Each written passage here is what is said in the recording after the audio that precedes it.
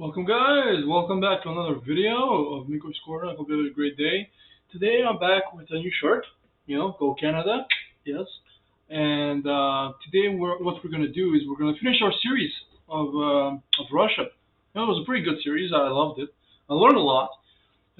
He went, really fast over vast periods of time, but it was very informative. It at least gave me a sort of a foundation over my knowledge, of my Russian knowledge. And today we're going to finish it out with the Russian Revolution of 1917. I don't know that much about it, actually. I know that the Tsar abdicates the throne, and so the Republic, now a Republic is formed. And then the Republic gets overthrown sometimes later by the Communists or the Bolsheviks. And so that's my overall knowledge regarding that. And there was a civil war afterwards against the Russians. Oh, the Russians against the Russians. Who? Yeah. No, against the Bolshevik against the whites. I don't know why they're called the whites. Maybe because they're white. I don't know. But yeah, so I'm interested in learning more about it. If you like my video, like, subscribe, and all that, and let's go.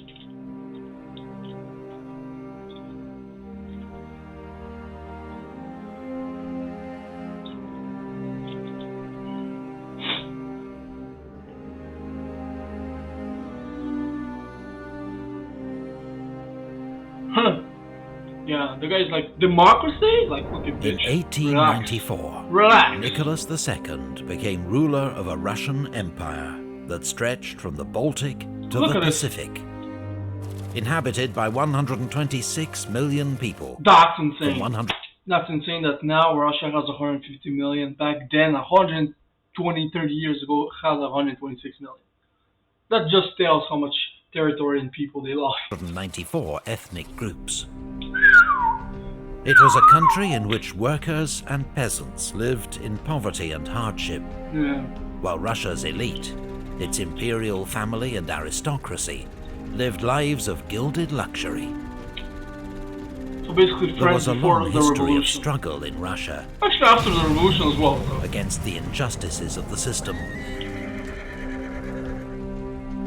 And in 1905, a revolution forced the Tsar to allow the creation of a State Duma, or National Assembly.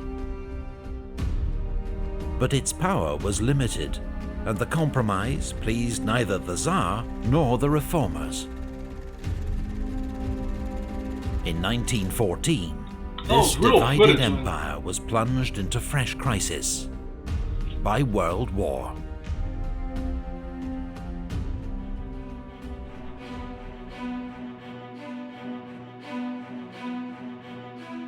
World War I was a disaster for Tsarist Russia.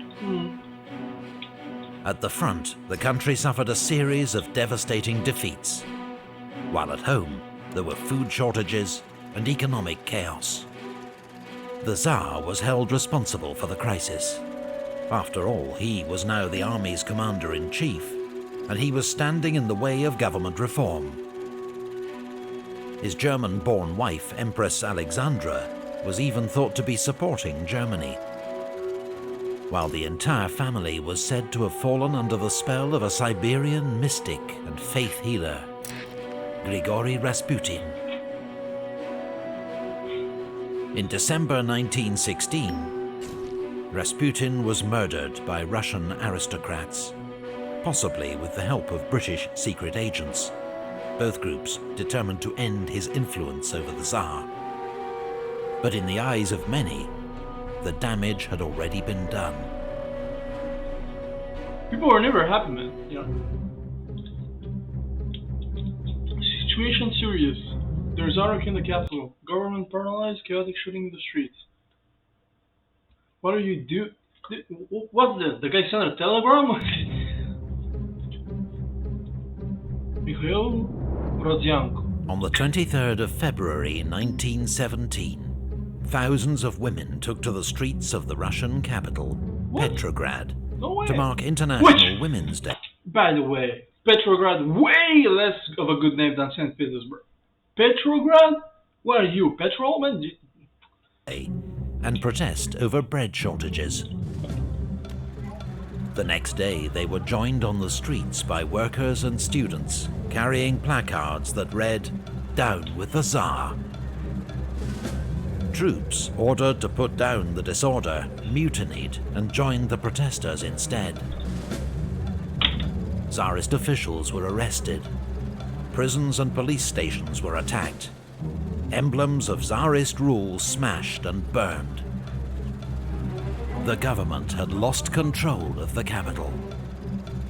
The Tsar was told by his ministers that order could only be restored and Russia saved from military defeat if he gave up power. So, on the 2nd of March, Nicholas agreed to abdicate. In just 10 days, 300 years of Romanov rule had come to an end.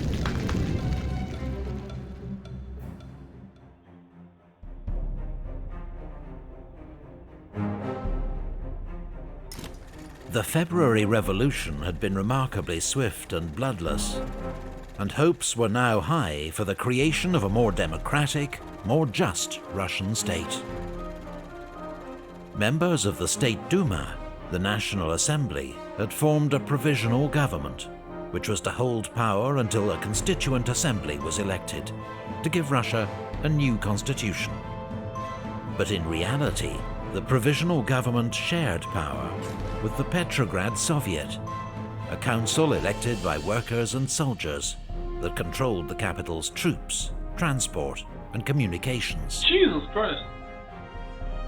The Petrograd Soviet, dominated by the Socialist Revolutionary Party and the Marxist Menshevik Party, was much more radical than the provisional government. Yet it supported the government's decision to continue the war and honor the commitments that Russia had made to the Allies. It was a fateful decision that ultimately played into the hands of one of the smaller parties, the Bolsheviks. The rise of the Bolsheviks is so interesting because, as he said, they were a very small party within the whole, in the grand scheme of things. You know, sometimes history is very interesting where someone you never expect to win because that person is not even, or that party is not even in your periphery, and they somehow end up winning, which is insane. Like what happened in India, where England conquered India. Nobody expected that to happen, that this small island in Europe was going to conquer a whole subcontinent. But it happens. Sometimes, you know, paradoxes. Their leader, Vladimir Lenin, recently returned from 16 years in exile, bitterly opposed the imperial. Yeah, the Germans returned him. He also demanded the immediate redistribution of land, from rich landowners to peasants, and the transfer of power from the bourgeois provisional government to the people's soviets or councils that were springing up across Russia. The Bolshevik program was summed up in a simple slogan: bread, peace, and land. And as Russia's economic and military crisis deepened, its appeal to the masses grew and grew. Yeah, it's a good slogan.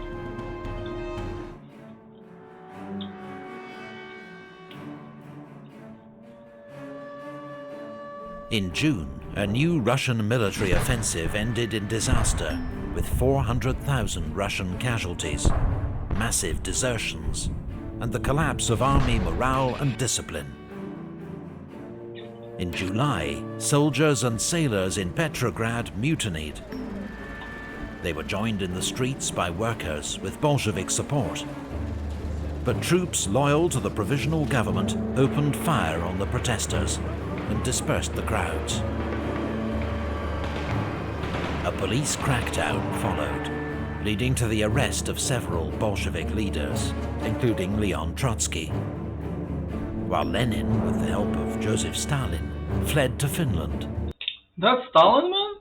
Jesus Christ, when he was young, he was slim. Traveling with forged papers under the name of Konstantin Ivanov.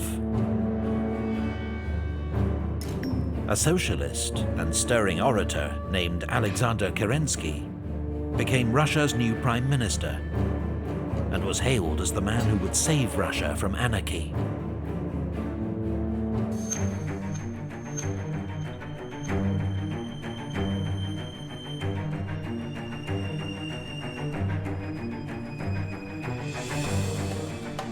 The army's commander-in-chief, General Kornilov, believed Russia's war effort was being undermined by chaos at home and deliberately sabotaged by men like Lenin, whom he declared a German spy.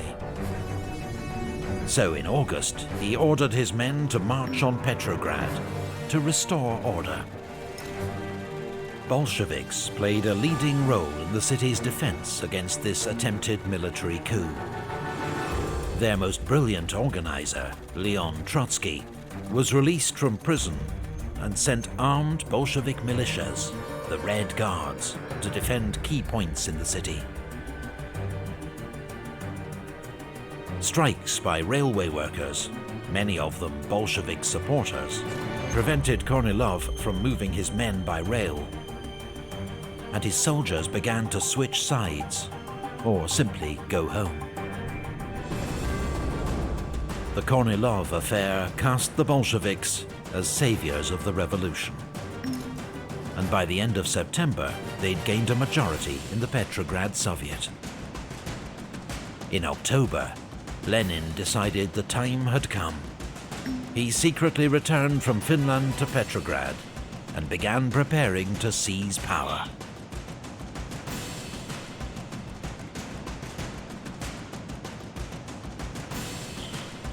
It will be naive to wait for a formal majority for the Bolsheviks. No revolution ever waits for that. History will never forgive us if we do not assume power now. I love how he, like, you know, if you don't give me power now, history will hate us. Like, okay, relax, buddy. Sorry I didn't talk that much. I was concentrated. This whole situation, how it came to happen, is so interesting because the chances of Lenin ever achieving what he did, which, no matter on which spectrum you are, either you hate the guy or you idolize him, you have to say that he achieved incredible things. He achieved insane, like he overthrew the government with a nothing force, with a force of Bolsheviks which were so minute, and he was able to do it. And his life is so interesting because, as he said in the beginning, he was 16 years in exile in Switzerland, and the Germans, listen to this, the German Empire goes to Switzerland, takes him, and sends him to Russia to stir up trouble, which is very interesting when I read about it. And then he goes there, he succeeds, and he creates the Soviet Union. And then ends up not even ruling that long. He ends up dying, a few years later. But he was able to achieve great things. Not good. I don't agree with his ideology at all. But great nonetheless. Because of just the sheer scale of it all. That's just my point of view. On the 25th of October, the Bolsheviks made their move. Red Guards and loyal troops seized key points around the capital, and that night they stormed the provisional government's headquarters at the Winter Palace, an event later immortalized by Bolshevik propaganda and the great Soviet filmmaker Sergei Eisenstein. Kerensky fled the city at the last moment, narrowly avoiding capture. And the next day, at the Second All-Russian Congress of Soviets, Lenin announced the overthrow of the provisional government.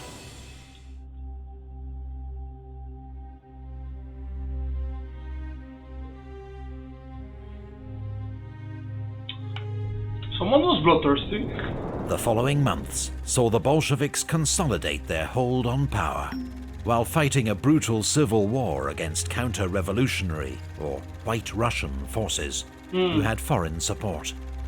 I know about the foreign support. Some whites hoped to put Tsar Nicholas back on the throne. After his abdication, Nicholas and his family had been held under guard at Tsarskoye Selo, outside Petrograd, where they occupied themselves with gardening and other diversions.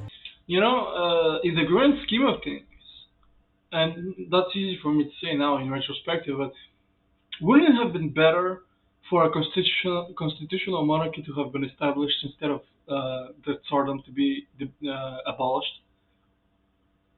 Wouldn't it have? Because what follows this is 100 years of Russian decline. And while in the short term, Russia became a superpower internationally, in the long term, it lost everything. Nowadays, Russia is a shell of its former self in power, in wealth, in influence. I mean, look at this. Look at this. This was Russia. It wasn't republics of Russia. No, this was all Russia 100 years ago. And now, I don't know. In summer 1917, the family was sent to Tobolsk in Siberia, where they lived under house arrest in the governor's mansion. The following spring, the Bolsheviks had the family moved to Yekaterinburg. In July 1918, as white forces approached the city, Bolshevik soldiers gathered the whole family in a cellar. The Tsar, his wife, their son Alexei, their 4 daughters, Olga, Tatiana, Maria, and Anastasia, as well as 4 servants, and executed them all. Uh,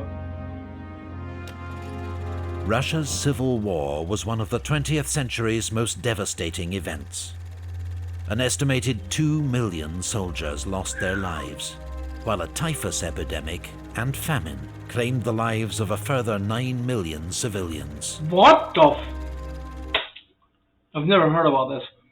11 million people there in the Russian Revolution? I mean, no wonder Russia is 150 million nowadays. They lost so many people. Here, then under Stalin, then the Second World War. I mean, By the end of 1921, the Bolsheviks had emerged victorious, and under Lenin's determined and uncompromising leadership, set about building a new socialist order. The Soviet Union, created in 1922, emerged as a world superpower following the defeat of Nazi Germany in World War II. But it would always remain a single-party state, where all opposition or dissent was ruthlessly suppressed.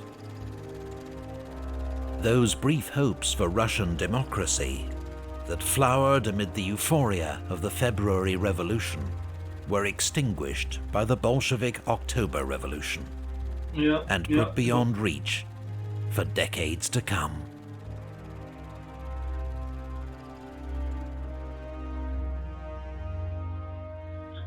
Bridgman Images. Well, guys, this is it. We finished the series. We finished another series. We finished the Russian series now.